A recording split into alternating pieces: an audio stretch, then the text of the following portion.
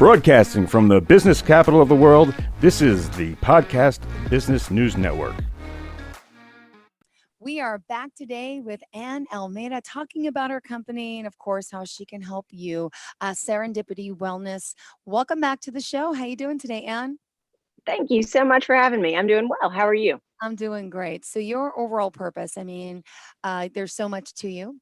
A mom, a career woman, so much more. But you really just love helping people grow and Yes. become successful. And you're very helpful just by nature. And, of course, hence you started your own business. Could you talk to us a little bit about what you do? Yes, of course. The main goal of Serendipity Wellness is to promote kindness and to give people better days, basically, because better days end up being better weeks and better months and a better life, and it ripples out into everybody. And so I really want to start the Serendipity movement, which is just being kind to others. And it's anybody you encounter. If you just smile at someone, it warms you. It's a good positive energy that's being given to you, and it can change your whole day. If somebody scowls at you, then you kind of get grumpy too, So the Serendipity movement, I just want people to consider how they interact with others in every city across the world, because we could all be a little bit more kind and more patient with people. Beautiful. And let's talk. The website is serendipitywellness.app. Is that true? Yes, and it's going through a second revision. Great. And this revision is taking me a little bit longer because it's a lot more personal. You'll learn a lot more about me and it's that fine line. I checked myself at the door, but at the same time, I think people need to understand where I'm coming from and what I've experienced and how I know from firsthand experience how to help a lot of people, but have the ability to also empathize with other circumstances. Right. So you are a life coach, correct? Yes, I am. And a fitness instructor and an energy healer. So we've got a trifecta going. Even more, you wear many hats. So what is it today that you wanted to discuss with your viewers and listeners here today? Just some simple things that you can do now to feel better without anything more, but just in general. A lot of it comes from, I think, how you feel about yourself. So looking at self-care, which I know we've talked about before, but one thing, just small, tiny thing that I've recently done, and it's helped me. Look at your posture, not yours. Yours looks very good. But for all the listeners, look at how your shoulders are. I've lived most of my life crunched over. See, I can do this since it's a Zoom. Yeah. And it's a natural inclination. When you stand taller and your shoulders back and down, it gives you kind of a confidence boost. Yeah. Just a little oomph, and I want people to try that because I think it'll make a difference. Yeah. All right. And the other simple thing, if everybody would add an hour onto their sleep schedule. Give yourself another hour and see what happens. Tell me the importance of the sleep on the mind, the body, the soul. It's so important. Our mind is doing so many things when we're sleeping. And if you're not giving it the sleep, then you're not fully recovering. There's more that goes on to us at night, or with us internally at night and in our mind. You have to resting is as essential as water is to a fish. Wow. That's good to know. I mean, we can't. Yeah. And so many years of my life getting 4 hours of sleep, working in television news in the city. Yes. And when I stopped doing that full time, could I tell you how much better I feel? And by the way, I still do it every now and then. I fill in. And the days I got to get up at 1:45 a.m., but I'm going to bed with my kids at 10, it does no one any good. It's a horrible. It doesn't. And now at 43, I really feel it and understand it. I did it in my 20s. Yes. And but again, I had no kids. So I was able to come home and nap and do the half sleep thing. Mm-hmm. But what I get now is this amazing benefit of going to sleep with my children, sleeping 8 Yes. hours. I've never had that. And I can tell you that's wonderful. From experience, I feel like $1 million. So I agree with you on that. I think more sleep is helpful. I know they say successful people wake up early bird catches the worm. Yeah. I get that. So you know what? Just go to bed a little earlier. Exactly. And the big thing too, stop feeling guilty for what you haven't done yet. Think about what you have done. Because a lot of times what keeps me up, because I'm 43 as well. And up until 6 months ago, I would stay up till 2 a.m. and run on 4 or 5 hours because I was trying to get so much done in a day and trying to see my kids and run a house. There was always something kind of faltering, and it doesn't matter. Like at the end of the day, in 10 years, nobody's going to remember if I did the dishes at night on April 19th. It doesn't matter. My kids aren't going to end up in therapy because the dishes are dirty. They might end up there otherwise, but like it's not from the dirty dishes. So sometimes I think we, especially as working women, we feel like we have to do it all. And yes, we have to wear a lot of hats, but nobody has to do it all. Yeah, you're so right about that. You're right. Nobody's going to remember that dirty dishes. I'm that person. Dishes have to be done. And Yes. guess what? Mentally, it's not good for me because it stresses me out and then it keeps me up later and I'm trying to run around and it's okay. Take it easy. Take a It break. can be liberating to leave the dishes one night. The first night I did it, I was like, oh my gosh, Well, I left the dishes last night. I was kind of weird about it. It took like 3 times to be like, yeah, I'm all right with that. They'll get done when they get done. I decided to leave the toy room a total mess. And yes, that was a big step for me back. Yeah, I remember those days. I got a ding dong. And it was actually a social care worker for my brother that wanted to talk to me about my brother. And I'm like, slob. And I'm like, I was humiliated. I left like the tents and the blankets all over the couches. You know how kids are. Oh, yes. I said, that woman's going to always remember me as a slob. But okay. Fish to fry. There's more important things out there. You're right. Prioritize. Yes. Okay. Thank you, Ann. What else do we have? This is going into, well, I still want to talk about more with self-care and how fitness plays into all of it, because this kind of gets into energy work as well. So when you have, so bear with me, we're going to go in a full circle. When you have that feeling where you just don't feel right, or you feel like something's wrong, or you feel sad, angry, any of those, they're negative emotions. They're heavy. So not using positive and negative, because that's kind of, they're a part of you. It's okay to feel angry or feel heavy, but you have to process it so it doesn't stay. And it's a very dense negative energy. When you work out, that's releasing negative energy. So you don't even know it, but that's why you feel better at the end. You feel lighter because you're releasing all the negative energy out. And the key is finding what you love to do. Yeah. So fitness wise, if you're on a mat, or if you like cardio, if you like music, all of those things, you have to figure out what's yours so that it can be a lifestyle change, because it's something that you enjoy. And so one of the things that I really want to do, I want to get people into fitness who aren't accustomed to it, that are maybe intimidated by a gym, or just don't have a lot of time, feel like they can't make the time for themselves. And on the site are going to be quick tracks and things that you can do and kind of put together, even if you just have 20 minutes. But also I really want people to reach out to me and tell me what they want. If they want more tracks that are done to fish and widespread panic, that's fine. We can do that. Like, there's no reason why, if you're not a hip hop person, you don't have to do hip hop. Like, you can do other things and fit it in and get strong arms and feel better, because all of that, you're releasing negative energy. You're filling it back up with something positive. And it's a better feeling once you get past it. Absolutely. So yeah. Thank you. Thanks for sharing that. All right. Self-care. It's all about us taking care of ourselves, because that's how we can take care of others better and be more productive. Yes. I never understood that. When they used to say on the airplanes, like, put the oxygen mask on you first and then your kids, I'd always look around, I'm like, hell no, I'm not doing that. Like, I'm going to put it on my kids first. Like, are you kidding me? Yeah. And I still don't know if I would have the reflex to put it on myself first. Be like, well, I can survive without oxygen longer than they can. Sure. So it's hard. It's a daily thing, and 1% every day. If you don't get to something that's yours in a day, again, it doesn't matter. Think about it in a year. Will it matter in a year? Will it matter in 5? And that's kind of your assessment. Yeah. And it really helps to knock things into the right category. Yeah. With where you are. And Ann, could you tell us how we could contact you and get in touch? We're not taking a break, but we're going to keep continuing through. So Ann Almeida, life coach, give us your website and best forms of contact, please. Yes, it's serendipitywellness.app. And you can reach out to me. There is a contact form there that'll go straight to me. And over email, you can do serendipitywellness.ann@gmail.com. And social media? Social media, there's Facebook and Instagram. Both are Serendipity Movement. Perfect. All right, let's continue. Yeah. Okay. I'm going to take a sip of something to drink, though. I'm Am I guilty. allowed to do that on? I, I'm like, I was waiting for that break. I'm like, well, I'm a little thirsty. you could do that. I have my water, have my coffee, whatever it is of choice. Mm-hmm. Hydrate, hydrate, hydrate. No, water is better, so don't be mad that I'm having coffee, but I'll take some of that too. It's the water's. I'm a Diet Coke person, so water's the Oh, okay. Good.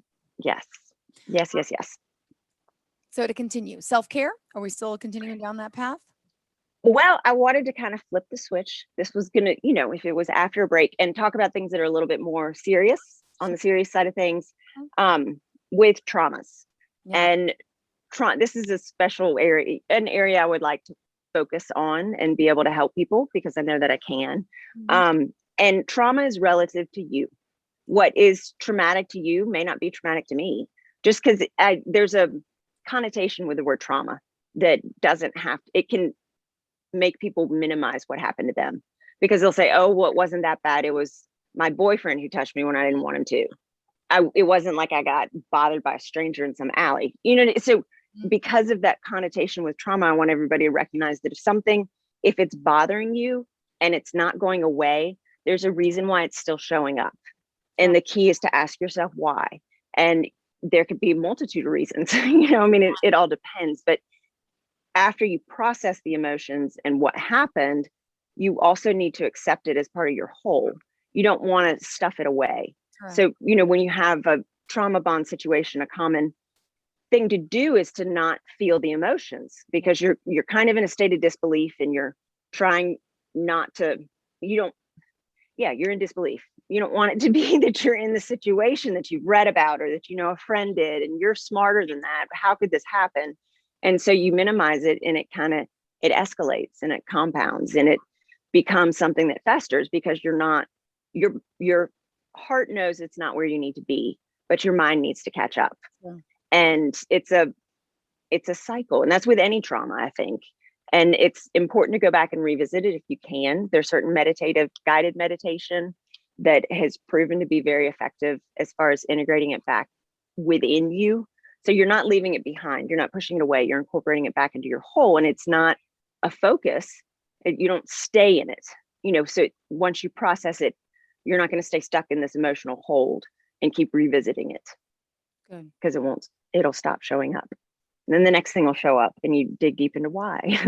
So with any of these, you could say the overall blanket thing too, regardless if it's a trauma or not, when something keeps showing up in your life in different situations or the same situation, it's because you're being called to address it. Yeah. So instead of getting angry or frustrated, you can get curious. And so it's with all aspects of life, I guess. Yeah, we've all experienced something, right? Would you Absolutely. say in a trauma-full year, this pandemic, that's trauma, right? Absolutely. Absolutely. A lot of loss of life, of people we've known, loss of the everyday, loss of the norm, loss of jobs. There's lots of innocence too, with having to talk to kids about wearing masks. If you think back to our childhood, if they told us to wear a mask, it's just, I don't know. It's just kind of boggling. Yeah, really. All right. So it's good to know we've all been there. We've all been through something. Yes. Okay. Yeah. And that's the thing too, with people I think people started to get kind of down. The numbers are going back up, and it's, who knows what's going to happen. People are getting vaccinated, which is good. Yeah. But then some, there's question if it's working, and yeah. Right. And it's, I think it's easy also with domestic cases. People have been trapped in, like, there's been an absolute surge in domestic violence, because people who used to be able to escape and go to work, or have their spouse go to work, or their child, or whatever the circumstance, they can't go anywhere. So that's something that it's a tough situation. I want to eventually be able to offer, especially women, services, and kind of help shape the law a little bit better to deal with domestic abuse that's not just physical. And so hopefully that'll be a good outcome of COVID, with the increase in cases, that we can kind of evolve from there. But if you're getting down, it's normal. I want people to know that whatever they're going through, it's okay. It's okay to not be okay. That's what it is. There's a company that started putting out things, and it's okay to not be okay. Yeah. And that's a huge thing, because we beat ourselves up and think we have to be happy in everything, all the time. And it's a yin and a yang. The key is just to not get as sad as, when you kind of go down that rabbit hole and you're just kind of stuck in a state of disarray. You want to try and get out of that and kind of raise that level. But most importantly is that it's okay to not be okay is a big thing. And it's okay to be one with nature. Is that birds I'm hearing? Yes, it is. Hopefully it's not too loud. I planted all my plants the other day, so I was very excited. They're slow to grow, but yes, down in Alabama, if you wait until April 15th. Right? There's something to be said for being outside, nature for the mind. I mean, it's got to be. Yes. Glad that you're outside today, by the way. Which that brings up a good point. Self-care does not mean that we're taking it back to the beginning, but self-care doesn't mean that you go to the spa and get your nails done. It doesn't have to be something tangible. Mm-hmm. It can be sitting outside and just taking a breath in the sun. Good. Just close your eyes and just look up at the sun, look up at the stars, look up at the moon, take a deep breath and realize that we're part of something bigger than just what we're upset about right now, and kind of give yourself some perspective. But just being outside in general, planting a garden, taking care of a plant, that's all self-care because it's rewarding. But being out in nature is definitely big, even if it's just to sit, and I like to sit and watch the clouds. So whatever you did kind of as a child. Yeah, good. Can be very helpful. Thank you. Yes. Oh, thank you. Like the casual conversation we have. It's important. Mm-hmm. Absolutely. So next on tap for us, Miss Ann?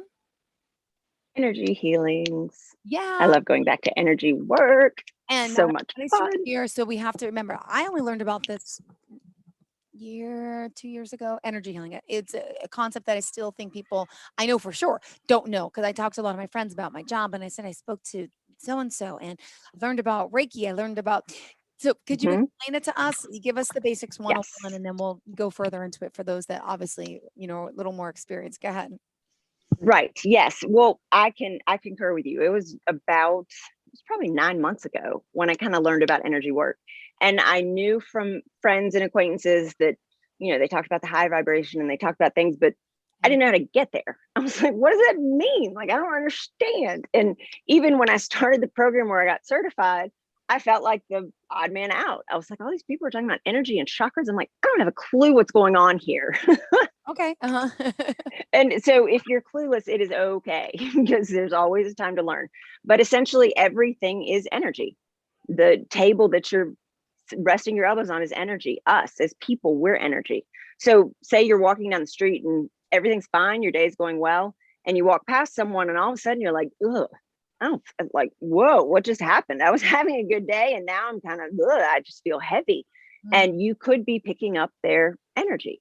Okay. So it's a matter of protecting it and being able to release it. So doing stuff outside in the garden, it's all the self-care. That's where it comes in to release that negative energy.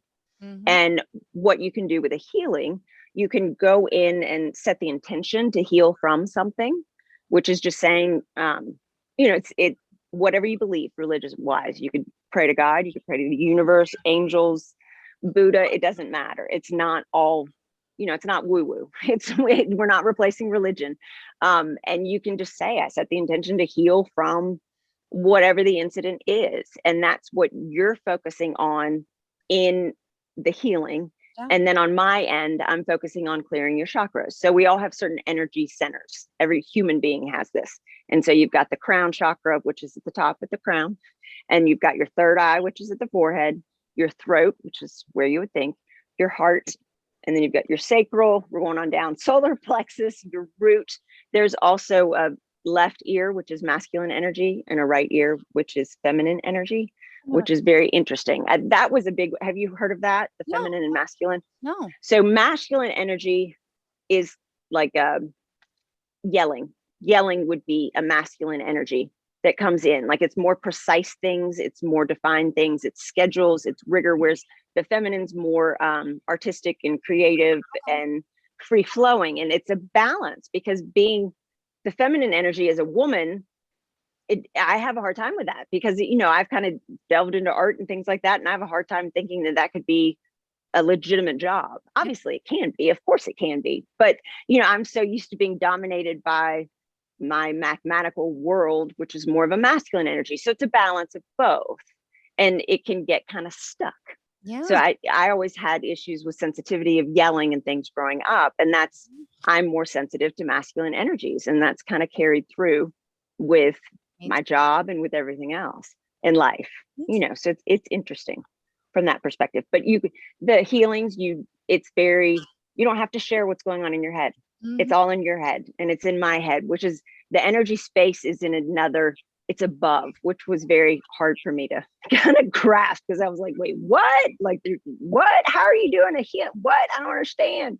But that is something that, you just have to kind of wrap your head around and just trust it. And once you go through it and you feel it, the trust starts, because it's a totally different feeling than anything. I don't know. It's amazing.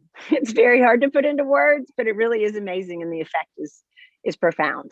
Even almost right away. Absolutely. Yes, exactly. No, I mean, you could use energy healing Reiki for so many different things. I think I might have brought this up, but like in New York at like the big hospitals, the Columbia Presbyterian, Sloan Kettering, which you may have heard of, and not just in New York, I mean, everywhere around the country, around the world, it is recognized now on these prestigious medical websites, right? You think medicine, people were not believing in energy. It's like, exactly. And now all of a sudden they're like working together saying, hey, this could work for someone who's severe, has a severe illness, pain, cancer. So it's pretty fascinating. Energy work has come along. It is. And it's being now yes. And those that are more on the medical side are now accepting it and realizing, wow, we're seeing the positive here. We're seeing the good that it's doing and how it can really be beneficial. So it's nice to see those two worlds kind of. Oh my gosh, yes. Right. And that was a big thing for me, kind of transitioning over when I found my program. It was backed by neuroscience, and I was like, okay, well, I can follow the science of this. This makes sense. And really, it's 95% of our brain is our subconscious. Wow. We don't even know we're doing things. So our world is being operated by 3 to 5% of our brain. Wow. And all the rest is going on behind the scenes. So if you think about it from that standpoint, like think about when you first learned to drive a car, you didn't know what you were doing. You were checking everything and doing the wipers and figuring it all out. Now, when you get in the car, you get in the car. Like you don't even think. Second nature. Yeah. Yeah. It's second nature. And so that's what your subconscious is. It's kind of like when somebody says, oh, it's like riding a bike, tapping in your subconscious. That's what it is. And so there are ways to rewire your subconscious. So therapy can't rewire you. Maybe it can after 25 years. I don't know. I'm going on to 25 years, so maybe I can tell you, but I don't know. It's a little different. Therapy kind of deals with the day-to-day, which is great. And it definitely has its place. And I'm talking about talk therapy. With what I do and with neuroscience in general, you're rewiring your brain. You're rewiring the subconscious. Wow. So it's kind of like if you were in a maze and you got to a dead end, neuroscience would help you break through that dead end. And so that you could go where you want to go, where your brain and your heart wants to be. You want to get there. Yeah. So it's all with neuroscience, and it's amazing the differences. Absolutely. And the ripple effect. Yes. So when you're doing Reiki with someone, it's virtual or it's in person? Yes. Both. And it's virtual. I've done both. Okay. I've done both. And it works just the same. Some people might be like, how does it work through but energy is what? There's no time. It's in another dimension above us. So it's in another realm, which is just, it's a little mind-boggling, but it is absolutely true. Right here. We could be like, that's crazy. I was having an energy healing done on me, and there was something where she wanted me to picture a color, and I didn't tell her what the color. I mean, she's in Pennsylvania and I'm in Alabama, right? And she said, hold on a second. She said, I'm seeing pink. And I had my eyes closed and my entire world was pink, like Pepto-Bismol pink. And I was like, how did you do that? I'm like, that's amazing. And it really doesn't matter if you're here or there. Beautiful. It really is. And how did you discover energy healing, by the way? It plays a lot into the coaching. So the program that I do, Mandy is kind of the coaching side and Oliver's the spiritual side, and they merge together to kind of bring it all in full circle. And it's amazing. All right, good. We still have 3 minutes left. Let's continue. Do you want to add a little more to this or talk about how people can, work with you and what's the process? Yeah, we can talk about what the process is.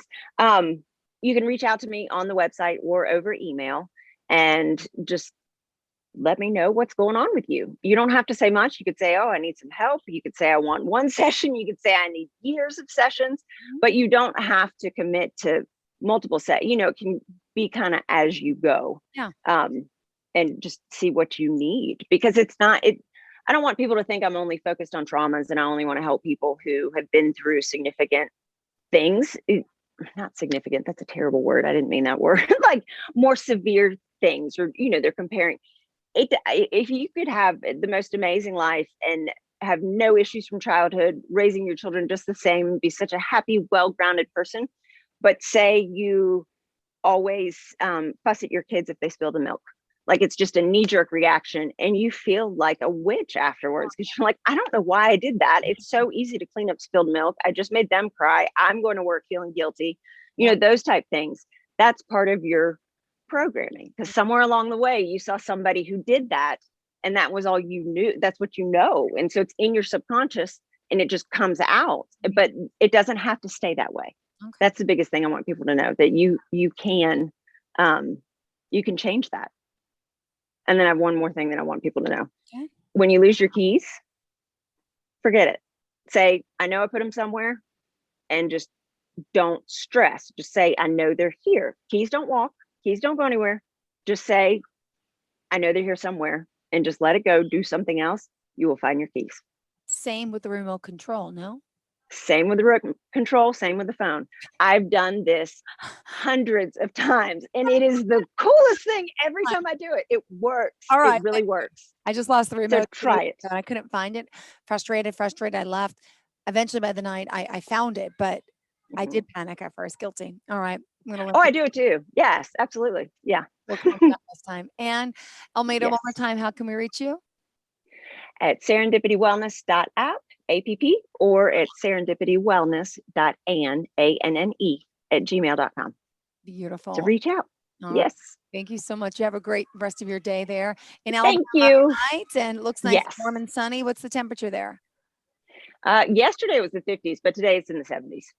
Wow, it was in the 30s this morning in New York, warming up at like the 50s today, but we got a serious wind. So enjoy. I love the air outside, the positive energy emanating from you. I could feel it. I could see it. I'm with it. I love it. Thank you. Yes. Have a great Thank you, dear. Thank you. You too. Do the same. Stay tuned. We have more of the show coming right up after the break. Don't go anywhere.